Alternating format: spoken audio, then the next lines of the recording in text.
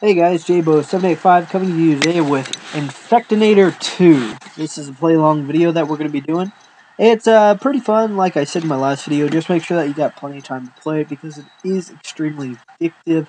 Like I said, last time I was trying to play it for about 30 minutes. I ended up playing for about 5.5 hours. So, just make sure that you got time to play. Now, this is a different type of perspective. Normally, what you have is you have the lone hero trying to survive the wastelands of a post-apocalyptic Earth, and of course, there's all those zombies running around. This is actually, you're playing as the zombie horde. So let's go ahead and get started. I am going to turn off the sound on this. It does have pretty good audio, though, just so that you don't get that pinging. So, start. I've already played one game through, so I'm just going to show you kind of the spoils of it, just to let you know.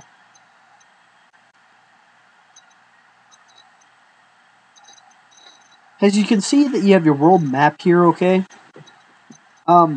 Each one has a different objective. As you can see, someone won Jackson, kill all of them in 45 seconds, kill 40 secret agents, gather 3,500 gold.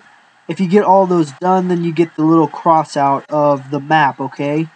So you can see you have different locations that are of, pretty populated areas. You'll start off in Asia, which I don't know why it's always China or anything like that, which is where all this stuff always ends up at. But, whatever. So, let's go ahead and choose one here. We're going to choose one that I haven't beaten all the way through. Summon Jackson.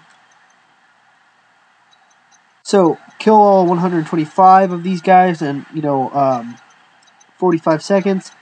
Down here, you'll see that you have your different hordes. I've got the bloated guy, the Grinch, which this is the Christmas special. I think that this is the zombie hordes, and then the zombie Yeti. Over here, I have my bio canisters, okay, which spreads the virus to other people. And that summons the little hordes. As you get the game updated and you buy more, what's the word I'm looking for? As you buy more upgrades, you'll get more bio canisters. You have your different traps or weapons here, and then of course you have your different hordes. And as soon as this level ends, I'll go ahead and show you exactly how you do that. So, as you can see, I have my gold here. I have 38,000 gold. Once you start to get up, it really starts to cost quite a bit of money. I typically like to go for speed and damage resistance. Infection is also a really good one. Lifespan actually gets to the point where you get that up high enough, you don't really need to add much more.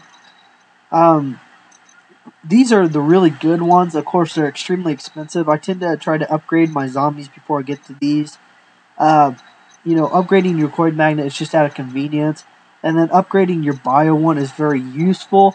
But it gets to the point where it's so expensive, it costs like 50,000, 100,000 later on. You might as well upgrade your zombies or your troops or supports or buy some items.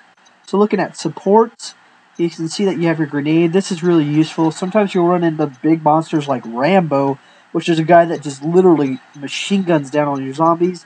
Blowing them up with grenades is about the only way to really beat those certain levels. You have landmines, which are really useful. That can also work well on like Rambo and other guys.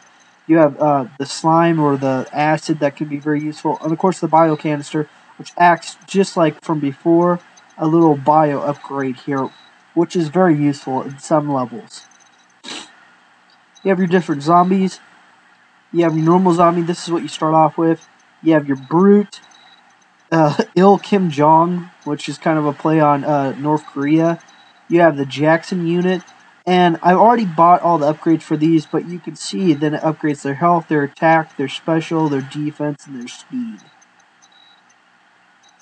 Freddy Krueger is honestly one of the better ones, especially once you got a ton of zombies out there, just because of his special, which is increased speed and attack speed.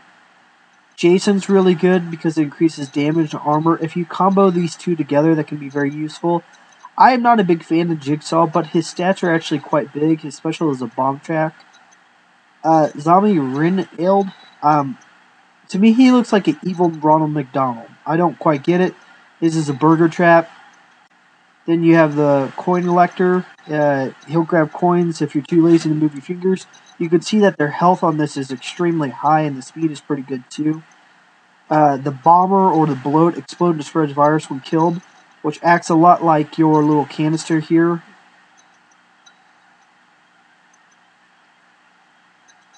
Then you have the Yeti, which is basically just like the Brute, except I think a tad bit stronger.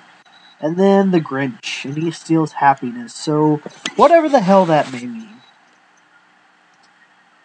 So we'll add a Jackson on here. We'll go back. We'll go back here. As you can see, I need to summon one Jackson. And I'm actually going to try to turn the music on just for a second, guys, so you can really get the feel of this. I apologize if the quality of it is really low.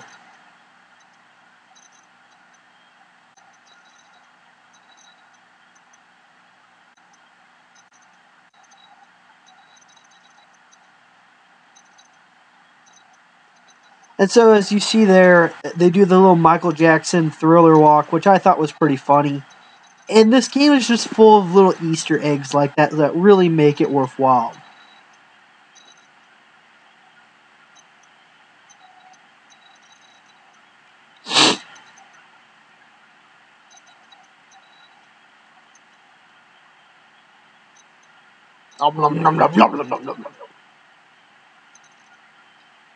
And so, as you see, I completed all the objectives. This dialogue is pretty much freaking worthless, to tell you the truth.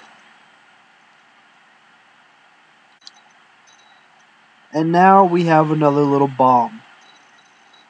So guys, that completes my review of Infectonator 2. Again, it's on newgrounds.com. Be sure to get on there and try it out. Remember guys, if you like the videos, continue to like and subscribe and comment, okay? Thank you very much. This is Jaybo785 signing off.